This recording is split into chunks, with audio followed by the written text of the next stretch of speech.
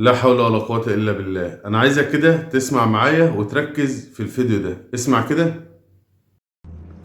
بسم الله الرحمن الرحيم. استغاثة لوزارة الداخلية، استغاثة لرئيس مباحث كفر الشيخ. بعد إذنك دي تاني استغاثة أطلبها، وأنا اتصلت على وزارة الداخلية وعملت شكوى.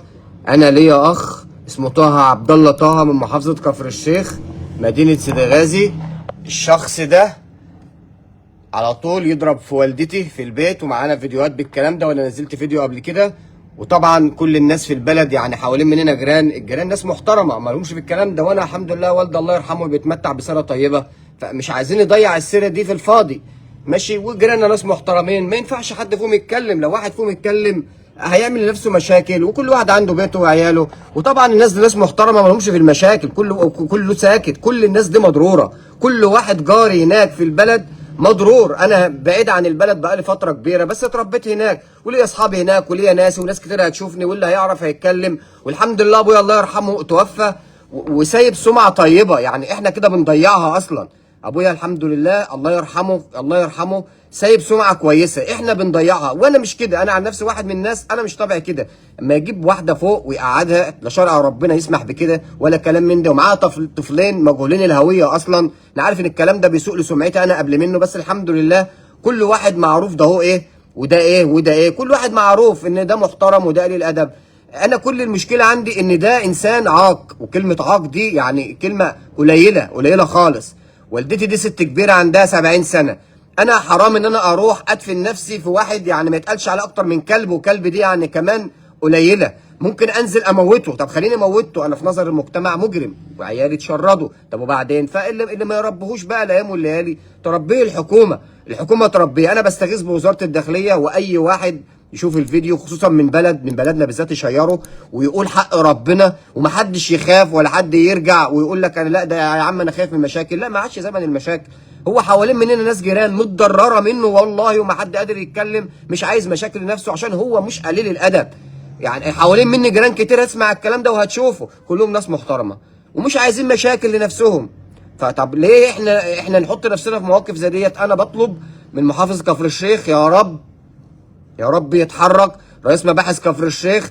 دي استغاثة بعد إذنك لو سمحت، دي تاني مرة هتحصل مشكلة، هتحصل نصيبة، في ناس هتروح.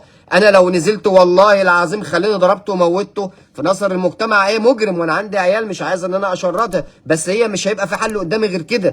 بس أنا بطلب استغاثة، وكل واحد في البلد بيشوفني عارف الكلام ده كويس. ده راجل ما ينفعش أي حد في سيدي غازي محافظة كفر الشيخ إنه يدخله بيته. مفيش ام بتنضرب يا جماعه، مفيش ام بتنضرب. الواحد بيتمنى الضفر اللي بيقصوا المقص منها ابوس رجليها. انا بتمنى، انا بقول لها تعالي عيشي معايا وانا عيش خدام تحت رجلك، وهي موجوده واسالوها بقى هي مش راضيه. قول لها تعالي عيشي معايا وبيعي البيت واقعدي معايا، هي مش راضيه. نعمل ايه؟ حصل موقف في البلد وطلعت قالت يا جماعه معلش ده ابني. هي قالت الكلام ده عشان خاطر خايفه على نفسها، بيخش عليها يضربها. الشارع كله اتلم. حصل مشكله قبل كده والناس هتشوفني واسمع الكلام ده وقالوا لها يا حاجه، قالت لهم لا ما حصلش سيبوه ابني. قالت كده ليه؟ مش خايفه على ابنها والله، لا ده هي خايفه عشانها لو قالت كلمه كده ولا كده كل واحد بيخش بيته هينزل يضربها ويبهدلها، كسر لها دراعها مره واثنين وثلاثه. وانا ما كنتش اعلم. لما شكيت في الموضوع حطيت كاميرا في البيت، الكاميرا وضحت لي حاجات كتير، حاجات ياما. والكاميرا وضحت حاجات كتير انا ما كنتش اعرفها لغايه ما شفت فيديو وانا نزلت حاجات منه. ومش عايز انزل اكتر من كده لانها كانت متبهدله شعرها منكوش. طبعا في ناس تقول لك ازاي تسيب امك كده؟ طب خليني نزلت موتته، انا شردت عيالي. فالحكومه تأدبه وتعلمه الادب. احنا ما ينفعش اللي بيحصل. احنا حوالين مننا جيران كتير متضرره من اول جار، يعني الرسول وسع 7 جار لكن متضررين من اول جار ليجي 20 جار متضررين منه ومن قله ادبه. طب ليه؟ كله عايز يروح يشتكي بس خايف، عنده بيته وعنده عياله مش عايز مشاكل. وده راجل طلق مراته وعياله اتشردت في الشوارع وقاعد فاضي ما وراهوش حاجه. انا بطلب استغاثه وبطلب من كل واحد شاف الفيديو يشارك الفيديو. ومش عيب ان انا بطلع وبقول الحمد لله انا معروف انا على ايه. انا في دمياط بقالي اكتر من 30 سنه الحمد لله. ادب احترام، راجل بتاع مصلحه، ماليش في قله الادب وما بحبهاش. والحمد لله انا في بيتي في حالي، ماليش علاقه بحد، من شغل البيت لشغلي، وماليش في قله الادب.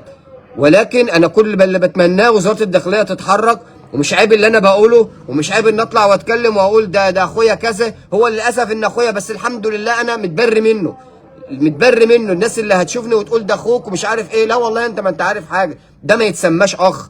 انا الحمد لله راجل محترم وفي حالي وبتاع مصلحه، وماليش في الحرام وما بحبش الحرام، وبتمنى من ربنا وزاره الداخليه تتدخل.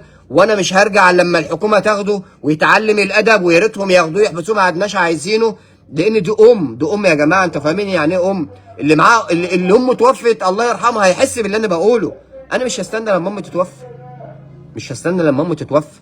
دي مفيش بتنضرب، مفيش بتتهان، مفيش بيتقل منها، مفيش الكلام ده.